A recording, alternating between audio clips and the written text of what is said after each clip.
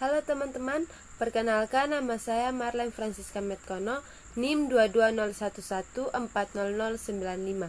Saya adalah mahasiswa aktif di Universitas Nusa Cendana Kupang, Fakultas Keguruan dan Ilmu Pendidikan, Program Studi Pendidikan Guru Sekolah Dasar semester 3 kelas D. Baik, di sini saya akan menjelaskan tentang materi yang sudah dipresentasikan oleh teman-teman dari kelompok 6 dengan topik pendekatan dalam pengajaran IPS di SD. Baik, yang pertama itu adalah pengertian pendekatan pembelajaran. Pendekatan pembelajaran merupakan titik tolak atau sudut pandang terhadap suatu proses pembelajaran yang merujuk pada pandangan tentang terjadinya suatu proses yang sifatnya ini masih sangat umum. Di dalamnya mewadahi, menginspirasi, menguatkan dan melatari metode pembelajaran dengan cakupan teoritis tertentu atau landasan sikap dan persepsi guru tentang bagaimana kegiatan pembelajaran akan dilaksanakan. Yang berikut adalah pengertian pembelajaran IPS. Pembelajaran IPS merupakan upaya untuk membelajarkan peserta didik dalam ilmu sosial, humaniora, dan masalah sosial kehidupan. Berikut adalah pendekatan dalam pembelajaran IPS.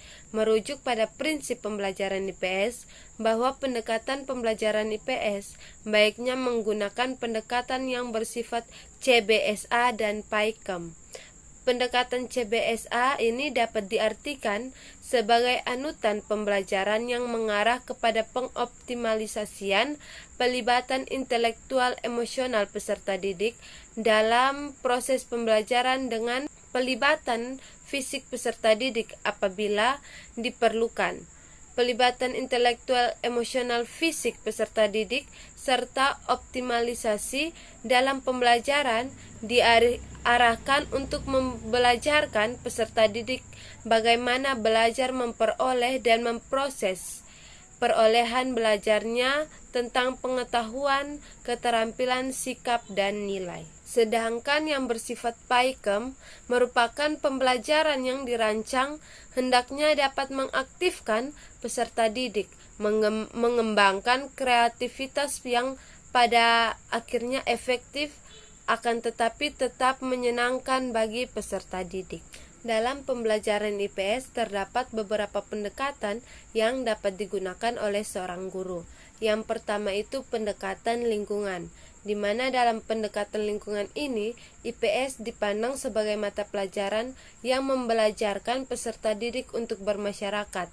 Perlu diperhatikan juga lingkungan sebagai topik kajian, baik lingkungan sosial budaya maupun lingkungan fisik.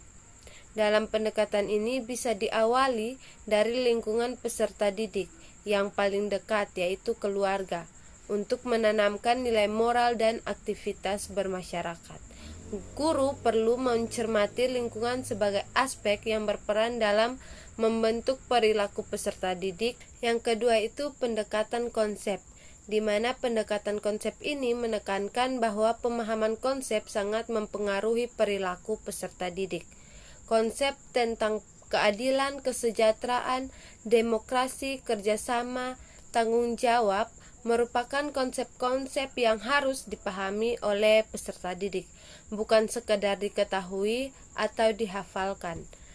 Pemahaman ini akan membimbing peserta didik untuk bisa menghayati yang pada akhirnya mampu mengamalkan dalam perilakunya sehari-hari. Yang ketiga itu pendekatan inquiry, di mana pendekatan ini merupakan suatu pendekatan pembelajaran yang menuntut peserta didik untuk mencari dan menemukan sendiri sesuatu yang baru sebagai hasil belajar. Pendekatan inquiry diawali dengan suatu pertanyaan atau permasalahan yang mengajak peserta didik untuk ikut berpikir dalam memecahkan permasalahan tersebut. Yang keempat itu ada pendekatan keterampilan proses, di mana dalam pendekatan ini bertujuan untuk menumbuhkan keterampilan yang berkaitan dengan suatu proses tertentu yang perlu dilatihkan. Dalam keterampilan proses ini bisa diawali dari mencari informasi sampai nanti bisa menginformasikannya. Yang kelima itu ada pendekatan pemecahan masalah, di mana pendekatan pemecahan masalah ini akan mengenalkan peserta didik pada masalah-masalah dalam kehidupan di masyarakat.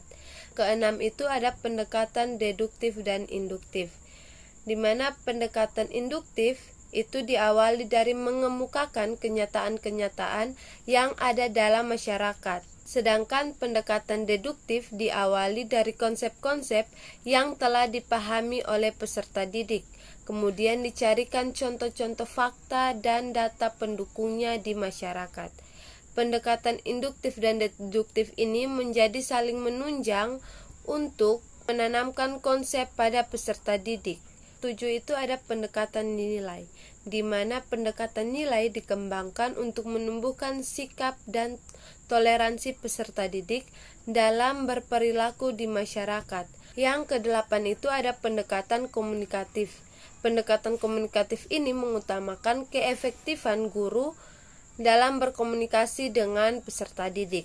Dalam pendekatan ini memperhatikan tingkat kematangan kognitif peserta didik dan sekuensial materi atau istilah bahasa yang digunakan guru itu adalah bahasa yang mudah dipahami dan dapat dimengerti oleh peserta didik. Dalam pendekatan komunikatif ini diharapkan muncul komunikasi karakter, yaitu komunikasi antara dua atau lebih individu yang berjalan secara terus-menerus dalam waktu yang panjang, sehingga perilaku muncul sebagai karakter dan terkomunikasikan secara domain. Yang ke-9 itu adalah pendekatan kesejarahan, di mana pendekatan kesejarahan itu mengungkapkan peristiwa masa lalu atau masa lampau yang bisa dijadikan sebagai contoh, baik maupun tidak baik bagi peserta didik, sehingga peserta didik bisa mengambil makna dan hikmah dari peristiwa masa lalu tersebut. Yang ke-10 itu ada pendekatan tematik, di mana pendekatan tematik ini dikembangkan untuk memberikan wawasan terhadap peserta didik yang komparatif terhadap tema yang ditampilkan.